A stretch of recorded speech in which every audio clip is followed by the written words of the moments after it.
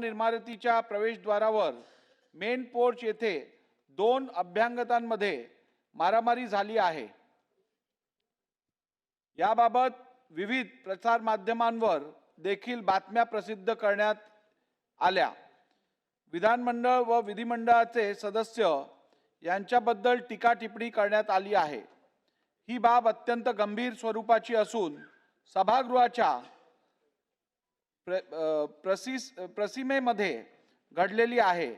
याबाबत मी विधिमंडळाचे मुख्य सुरक्षा अधिकारी यांना तात्काळ या घटनेचा अहवाल सादर करण्याचे आदेश दिले। त्या अनुषंगाने मला या घटनेबाबत विधानमंडळाच्या सुरक्षा विभागाच्या मुख्य सुरक्षा अधिकारी यांनी अहवाल सादर केला असून त्यावरून असे दिसून येते की दिनांक 17 जुलै 2025 रोजी 17:45 च्या सुमारास मुख्य पोर्चमध्ये अचानक 2 अभ्यंगतांमध्ये आपसात मारामारी चालू झाली। सदरची मारामारी सुरक्षा पथकाने तात्काळ थांबवली व नमूद इसमांना ताब्यात घेऊन त्यांना विचारपूस केली असता त्यापैकी इसम नामे नितीन हिंदूराव देशमुख वय 41 वर्ष याने सदस्य श्री जितेंद्र आव्हाड यांचा कार्यकर्ता असल्याचे सांगितले व दुसरा इसम नामे सर्जेराव बबन टकले वय 37 वर्ष याने सदस्य श्री गोपीचंद पडळकर यांचा मावस भाऊ असल्याचे सांगितले।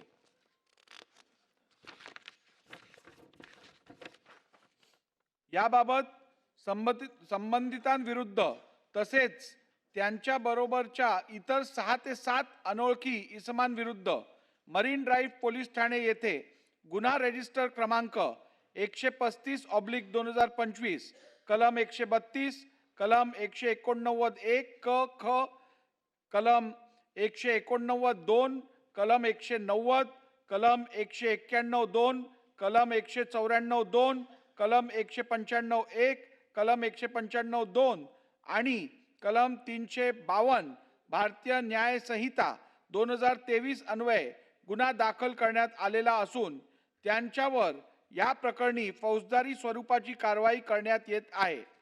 या प्रकरणी कोणत्याही स्वरूपाची परवानगी नसताना व अधिकृत प्रवेशिका नसताना अनधिकृतपणे विधान भवनाच्या आवारात हे अभ्यंगत सदस्यांसोबत आले व त्यांनी मारामारी करून अत्यंत आक्षेपार्ह स्वरूपाचे कृत्य केले आहे असे दिसून येत आहे। विधानमंडळाच्या प्रसीमेमध्ये अशा स्वरूपाची घटना यापूर्वी कधीही झालेली नाही। सदस्यांनी विधानमंडळात येताना कोणत्याही अनाहूत व्यक्ती व अभ्यंगत यांना विधिमंडळाच्या परिसरात आणण्याची मुळात कोणतीही आवश्यकता आहे असे मला वाटत नाही। तसेच असे अभ्यंगत कोणत्याही कारणास्तव सदस्यांबरोबर विधान भवनात आलेच तर त्यांच्या वर्तणुकीची संपूर्ण जबाबदारी संबंधित सदस्यांनी घेणे आवश्यक आहे व कोणत्याही अभ्यंगताच्या आक्षेपार्ह वर्तणुकीसाठी सदस्यांवर देखील जबाबदारी निश्चित करणे गरजेचे आहे। या अप्रिय घटनेच्या अनुषंगाने मी सर्व सदस्यांच्या असे निदर्शनात आणीत आहे की विधिमंडळाचे सदस्य म्हणून आपले कर्तव्य पार पाडत असताना आपणावर विधिमंडळाच्या सर्वोच्च परंपरा राखण्याचे उत्तरदायित्व व जबाबदारी आहे। सदस्यांनी सभागृहाच्या आत आणि सभागृहाच्या बाहेर वर्तनाची उच्च मानके पाळणे अपेक्षित आहे। सदस्यांचे वर्तन विधिमंडळाची प्रतिष्ठा वाढवणारे असावे। सभागृहाच्या उच्च प्रथा परंपरा व गरिमा बाधित होईल असे वर्तन सदस्यांनी करू नये। विधिमंडळाला लोकशाहीचे मंदिर म्हणून संबोधितले जाते। अशा पवित्र ठिकाणी सर्वांनीच विशिष्ट संकेतांचे काटेकोरपणे पालन करणे अनिवार्य आहे। लोकांचा लोकशाहीवरील विश्वास दृढ राहावा असे विधिमंडळ सदस्यांचे वर्तन असणे अपेक्षित आहे। या संदर्भात आमदारांच्या नैतिक आचरणाचे उच्च मापदंड राखण्यासाठी लोकसभेच्या धर्तीवर नीतिमूल्य समिती गठीत एथिक्स कमिटी गठीत करण्याचे विचाराधीन आहे. लवकरच मान्य सभापती महोदयांची विचारविनिमय करून व गटनेत्यांची संपर्क साधून या विषयाचा निर्णय पुढच्या 1 आठवड्यात घेण्यात येईल. आपल्या सर्वांनाच माहीत आहे, पार्लिमेंटमध्ये जी एथिक्स कमिटी आहे त्या एथिक्स कमिटीकडे वाईड रेंज ऑफ पॉवर्स आहेत. त्यांनी यापूर्वी खासदारांचं केवळ निलंबन नाही तर सदस्यत्व पण रद्द करण्यासंदर्भातली भूमिका पार्लिमेंटमध्ये घेतलेली आहे. त्यामुळे ही एथिक्स कमिटी फॉर्म झाल्यानंतर सदस्यांनी याचं गांभीर्याची नोंद निश्चितपणे घ्यावी. गेल्या काही दिवसांमध्ये विधिमंडळ सदस्यांबाबत ज्या घटना घडल्या त्यामुळे विधानमंडळ सदस्यांप्रती लोकांच्या मनात अनादर निर्माण होईल की काय अशी शंका माझ्या मनात निर्माण होत आहे. विधानमंडळाच्या उच्च प्रथा परंपरा यांचे पालन करणे ही आपली घटनात्मक जबाबदारी आहे. कारण शेवटी आपले उत्तरदायित्व हे संविधानाशी आहे. विधानमंडळासह सर्व संस्था संविधानामधून निर्माण झालेल्या आहेत. विधानमंडळाच्या सदस्य म्हणून शपथ घेताना आपण कायद्याद्वारे स्थापित झालेल्या भारताच्या संविधानाबद्दल खरी श्रद्धा निष्ठा बाळगण्याची व आपले कर्तव्य निष्ठापूर्वक पार पाडण्याची आपण शपथ घेतली आहे. त्याचे आपण सर्वांनी गांभीर्यपूर्वक पालन करणे अपेक्षित आहे. त्या दृष्टीने मी जाहीर करत आहे की विधानमंडळ परिसरात अधिवेशन कालावधीत यापुढे केवळ सन्मान्य सदस्य, त्यांचे अधिकृत स्वीय सहाय्यक व शासकीय अधिकारी यांनाच केवळ प्रवेश देण्यात येईल. इतर अभ्यागतांना प्रवेश देण्यात येणार नाही. बऱ्याच वेळा मंत्री महोदयांकडूनही वेगवेगळ्या बैठका विधान भवन येथे दालनात आयोजित करण्याची व त्यासाठी अभ्यागतांना प्रवेश देण्याची विनंती करण्यात येते. मंत्री महोदयांनी देखील याचे ब्रीफिंग व बैठक मंत्रालयातील त्यांच्या दालनात घ्याव्यात असे सूचित करण्यात येत आहे. अत्यंत अपवादात्मक परिस्थितीत मान्य अध्यक्ष व मान्य सभापती यांच्या समावेश असलेल्या मंडळाची मान्यता घेतल्याशिवाय मंत्री महोदयांना विधानमंडळात येथे बैठक घेण्याची व अभ्यागतांच्या प्रवेशाची परवानगी देण्यात येणार नाही. श्री जितेंद्र आव्हाड यांच्याबरोबर आलेले अभ्यागत श्री नितीन हिंदूराव देशमुख व श्री गोपीचंद पडळकर यांच्या समवेत आलेले अभ्यागत श्री सर्जेराव बबन टकले या दोघांचे वर्तन सभागृहाच्या प्रतिमा व प्रतिष्ठेला मलिन करणारे असल्याने एक प्रकारे सभागृहाच्या विशेष अधिकार भंग व अवमान त्यांनी केला आहे. म्हणून त्यांच्या विरुद्ध चौकशी करून विशेष अधिकार भंग अवमानाची कारवाई करण्यास्तव मी हे प्रकरण विधानसभा विशेष अधिकार समितीकडे सुपूर्द करीत आहे. याप्रमाणे विधानमंडळ या अवमान कर्तव्य विरुद्ध कारवाई केलेल्या परंतु त्यांच्यावर फौजदारी स्वरूपाची कारवाई देखील करण्यात येत आहे.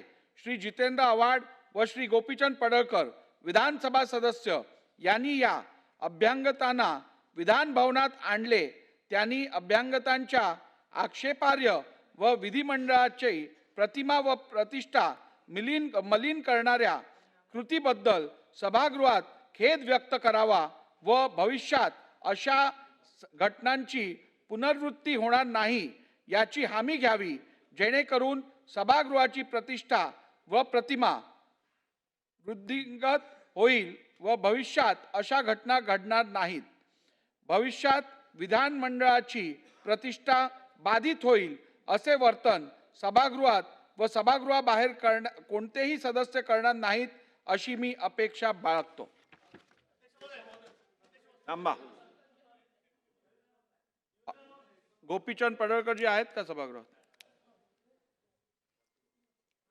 सन्माननीय अध्यक्ष महोदय, आपण जी सूचना दिलेली आहे त्याचं तंतोतंत पालन करेन आणि काल जी घटना घडलेली आहे त्याच्याबद्दल मी खेद व्यक्त करतो, आपली दिलगिरी व्यक्त करतो.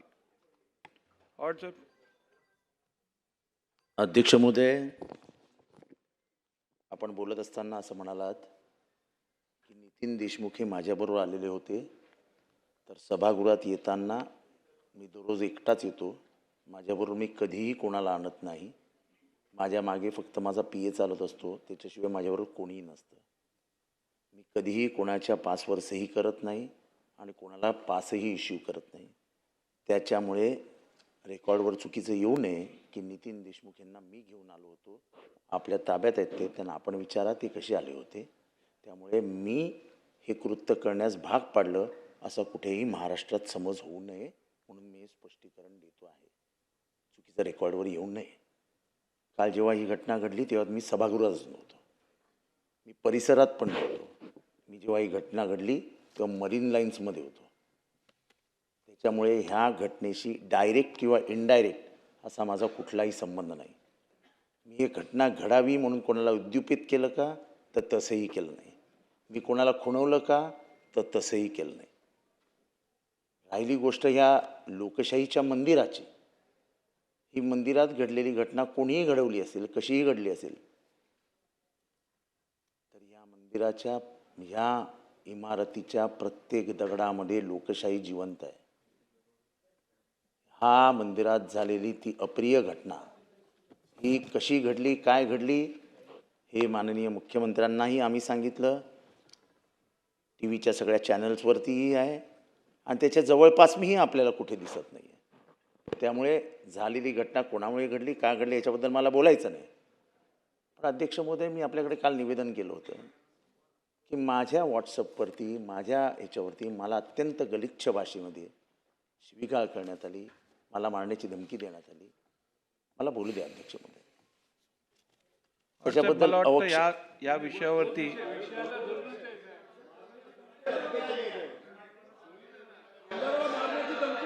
तर अध्यक्ष महोदय, मला वाटतं या विषयाचं गांभीर्य या सभागृहातील सर्व सदस्यांनी घेणं आवश्यक आहे.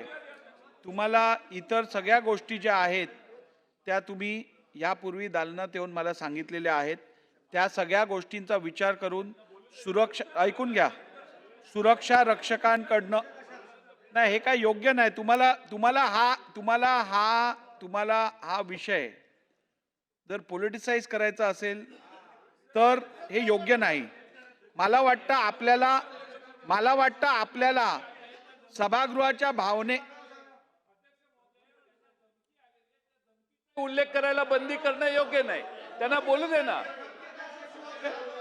अध्यक्ष महोदय, धमकीचा उल्लेख करण्याला कोणाची मना नाही. विषय काय चाललेला आहे, आज जो विषय अध्यक्षांनी एखादा प्रस्ताव मांडल्यानंतर कधीतरी राजकारणाच्या पलीकडे जाणार आहोत आपण की नाही जाणार आहोत, तर त्याचं वेगळं मांडता येईल ना. पण एक विषय जर अध्यक्षांनी मांडला, एक निर्देश अध्यक्षांनी दिला आहे, असं नाही होत. जयंतराव, कुठेतरी हे बघा जयंतराव, एका गोष्टीत आपण एक लक्षात ठेवा, फार सिनियर आहात आपणही हे लक्षात घेतलं, ही प्रतिष्ठा काही कोणा व्यक्तीची नाही, इथे बसलेल्या प्रत्येकाची प्रतिष्ठा या ठिकाणी खराब झाली आहे. आज ह्या ज्या शिव्या बाहेर पडतायत त्या काही एकट्या पडळकरला किंवा यांच्या माणसाला नाही पडत आहेत. आपल्या सगळ्यांच्या नावाने या ठिकाणी बोललं जातं की हे सगळे आमदार माजले म्हणून. जरा काही गांभीर्याने घ्या. ही प्रत्येक गोष्ट अशी पॉलिटिसाइज करून आपण महाराष्ट्रातल्या जनतेला काय सांगणार आहोत जयंतराव, हे बरोबर नाही आहे. अशा प्रकारे समर्थन करणं योग्य नाही आहे. मला वाटतं जी घटना आपण जेव्हा बोललात आणि मुख्यमंत्री महोदय की नितीन देशमुख माझ्याबरोबर आला, त्याचं स्पष्टीकरण द्यायला मी उठलो की मी एकटाच आलो, तेव्हा झालेल्या गोष्टीबद्दल जी कोणी केली, काय झाली, ह्याच्याशी माझा काही संबंध नाही. पण जे झालं ते चुकीचं झालं आणि त्याच्याबद्दल मला वाईट वाटतंय. ठीक आहे. मी फक्त रेकॉर्डवरती एवढं आणू इच्छितो, या संदर्भात दोन्ही सन्मान्य सदस्यांनी सभागृहात दिलगिरी व्यक्त केलेली आहे. आपल्याबरोबर जे अभ्यंग तिकडे येतात त्यांची संपूर्ण जबाबदारी आपली आहे, मी यापूर्वी सांगितलेलं आहे. आणि बसून घ्या. आणि या संदर्भात कोण कोणाबरोबर आलं हे काय मी ठरवलेलं नाही आहे. सुरक्षा रक्षकांकडनं जे इकडे जबाबदार लोक असतात त्यांच्याकडनं मी एक पूर्ण दिवस घेऊन, मी कालच या विषयावर बोलू शकलो असतो, त्यांनी चौकशी केली. जो व्यक्ती ताब्यात घेतलेला त्यांनी स्वतःनी कबुली दिलेली आहे की मी आमदारांसोबत आत आलो. त्यामुळे त्या बेसिस तुम्ही आमदार बोलतात ते सत्य आहे, ह्याच्याबद्दल दुमत नाही. परंतु मी जे विधान इकडे केलेलं आहे ते चौकशी केल्यानंतर केलेलं आहे. या संदर्भात आपण जी माहिती दिली आहे ती माहिती लक्षात घेऊन अधिक चौकशी करून मी योग्य निर्णय घेईन. चला पुढे जाऊया आता.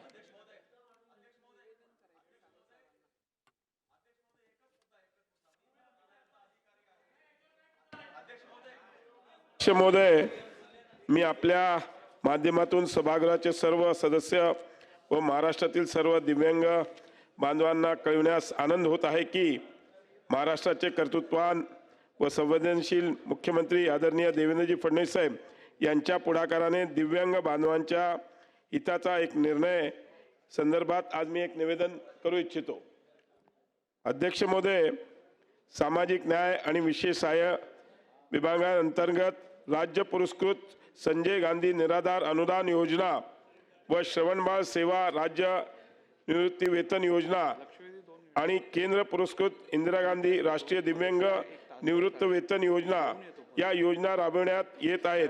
या योजनेअंतर्गत सर्व प्रभागातील दिव्यांग बांधवांना दरमहा 1500 इतके अर्थसहाय्य देण्यात येते. या योजनेअंतर्गत दिव्यांग बांधवांना देण्यात येणाऱ्या अनुदानाच्या रकमेत दरमहा 1500 वरून 2500, 2500 आपण पाहतोय विधानभवन परिसरातील राड्या संदर्भात आमदारांनी सगळ्याच विरोध केला होता, तर सत्ताधारी पक्षानं सुद्धा स्वतःच्या बचावात्मक पावित्र्य घेतला. तर या घटनेमुळे सर्व आमदारांची प्रतिमा मलिन झालेली आहे असं फडणवीस यांनी म्हटलेलं आहे. तर सर्व आमदार माजलेले आहेत असं बाहेर म्हटलं जात आहे असं सुद्धा फडणवीस यांनी म्हटलेलं आहे. तसंच या घटनेचा सुद्धा त्यांनी निषेध केला. आमदारांसोबत येणाऱ्यांची जबाबदारी त्या आमदारांची आहे आणि राड्या संदर्भात अधिक माहिती घेऊन योग्य तो निर्णय घेणार असल्याचं अध्यक्षांनी सांगितलं. तर कधीतरी राजकारणाच्या पलीकडे जाऊन विचार करणार आहात की नाही असा सुद्धा प्रश्न विचारला जातोय. आणि या घटनेमुळे सर्व आमदारांची प्रतिमा ही मलिन झालेली आहे. आमदारांविषयी मत बदललेलं आहे. वाईट मताकडे झुकाव जास्त होतोय असं फडणवीस यांनी म्हटलं.